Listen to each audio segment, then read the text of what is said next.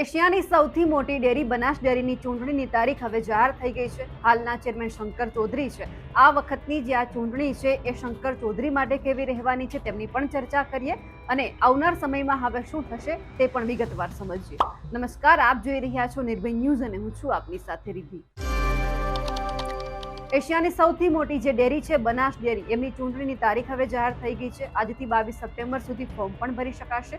આ સાથે જ હવે એ પણ સામે આવ્યું છે કે 22 સપ્ટેમ્બરે ઉમેદવારી પત્રોની યાદી છે તે પણ પ્રસિદ્ધ થવાની છે. 23 સપ્ટેમ્બરે ઉમેદવારી પત્રોની ચકાસણી પણ થવાની છે. 24 સપ્ટેમ્બરે માન્ય ઉમેદવારી પત્રોની યાદી પણ પ્રસિદ્ધ થવાની છે. 29 સપ્ટેમ્બરે ઉમેદવારો પોતાના ફોર્મ છે તે પરત ખેંચી શકશે. 30 સપ્ટેમ્બરે હરીફ ઉમેદવારોની આખરી યાદી પ્રસિદ્ધ કરવાની તારીખ પણ સામે આવી છે. આ સાથે એ પણ સામે આવ્યું છે કે જો બનાસ ડેરીની ચૂંટણી માટે મતદાનનો કોઈ દિવસ નક્કી કરવામાં આવશે તો તે લગભગ 10 ઓક્ટોબર રાખવામાં આવશે.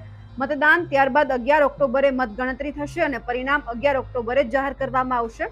પણ ખાસ એક વાત એ પણ સામે આવી છે કે બનાસ ડેરીની ચૂંટણીમાં હરીફ પેનલ પણ ઊભી થવાની અત્યારે શક્યતાઓ દેખાઈ રહી છે.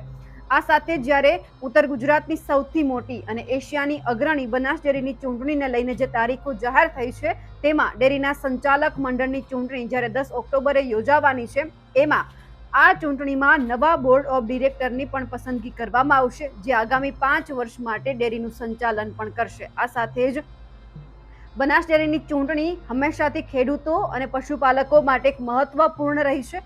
આ ચૂંટણીમાં ચૂંટાયેલા પ્રતિનિધિઓ ડેરીના વિકાસ અને નીતિ નિર્ધારણમાં સીધો જ ભાગ ભજવે છે. આ વર્ષની ચૂંટણી પણ ભારે ઉત્સાહ અને રસપ્રદ બનવાની શક્યતા છે.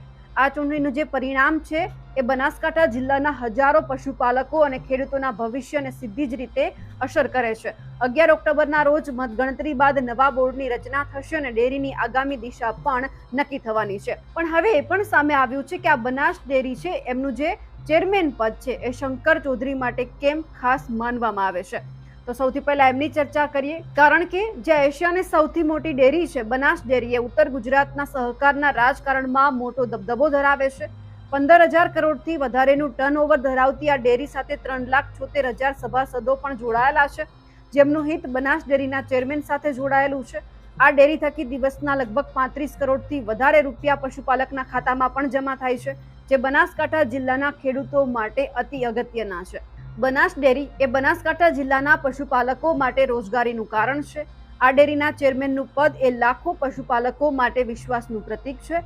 બનાસ ડેરીમાં રોજનું લગભગ 80 લાખથી વધારે લીટર દૂધ આવે છે. શરૂઆતથી જે દૂધસાગર ડેરી સાથે સંકળાયેલા બનાસકાંઠાના જે સ્વર્ગસ્થ ગલભાભાઈ પટેલ છે, એમણે બનાસ ડેરીની સ્થાપના કરી. જેઓ ચેરમેન બન્યા એ બાદ દલુભાઈ દેસાઈ ચેરમેન બન્યા. બનાસ ડેરીમાં પરથીભાઈ ભટોળ સતત 22 વર્ષ સુધી ચેરમેન રહ્યા અને એ પછી છેલ્લા 7 વર્ષથી શંકરભાઈ ચૌધરી છે એ બનાસ ડેરીના ચેરમેન પદે અત્યારે હાલમાં છે. આ સાથે જ એ પણ સમજવાનો પ્રયત્ન કરીએ કે શંકર ચૌધરી માટે જે આ ચૂંટણી છે તે કેમ મહત્વની માનવામાં આવે છે. તો શંકર ચૌધરીએ સહકાર અને રાજકારણમાં પોતાનો પગદંડો જમાવવો હોય તો બનાસ ડેરીનું ચેરમેન પદ એ અતિ અગત્યનું છે. બનાસકાંઠામાં મુખ્યત્વે ખેતી અને પશુપાલનનો વ્યવસાય છે, જેથી મોટાભાગના લોકો પશુપાલનનો વ્યવસાય કરતા હોવાથી બનાસ ડેરી સાથે જોડાયેલા છે. બનાસ ડેરી એ બનાસકાંઠા જિલ્લાની આર્થિક જીવાદોરી સમાન છે. 2000 કરતાં વધુ દૂધ મંડળીઓ બનાસ ડેરી સાથે સંકળાયેલી હોવાથી મોટાભાગના લોકો બનાસ ડેરી સાથે સંકળાયેલા હોવાથી જ ચેરમેન હોય તેમને સીધો ફાયદો થાય છે. લોકો સાથે સીધા જોડાયેલા હોવાથી સાથે તેમને રાજકારણમાં પણ અતિ મદદરૂપ થાય છે. કોઈ પણ રાજકીય કાર્યક્રમ હોય તો બનાસ ડેરી થકી લોકો આસાનીથી એકઠા પણ થઈ જાય છે.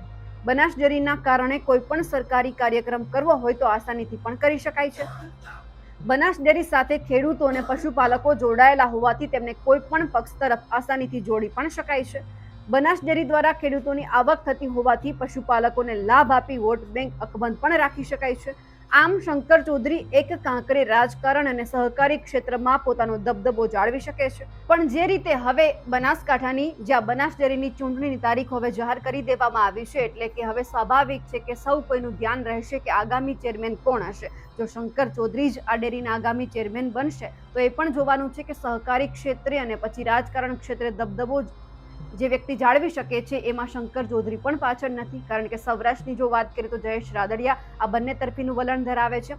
બીજી તરફ ઉત્તર ગુજરાતમાં જઈએ તો શંકર ચૌધરીનું પણ આટલું જ વર્ચસ્વ છે સહકારી જગતમાં અને રાજકારણ જગતમાં, કારણ કે હવે ધીમે ધીમે જે રીતે આ ચૂંટણીની તારીખો જાહેર થઈ છે તેમના થકી હવે સૌ કોઈનો સવાલ છે કે આમાં કઈ રીતે અપક્ષ ઉમેદવારો પોતાનો જે પગ પેસારો છે તે કરવાના છે અને કઈ રીતે આખી ચૂંટણી જે રસપ્રદ રહેવાની છે તે પણ આગામી સમયમાં આપણને ધ્યાનમાં આવશે. આ ચૂંટણીને લઈને અમે સતત તમને અપડેટ આપતા રહીશું. નમસ્કાર.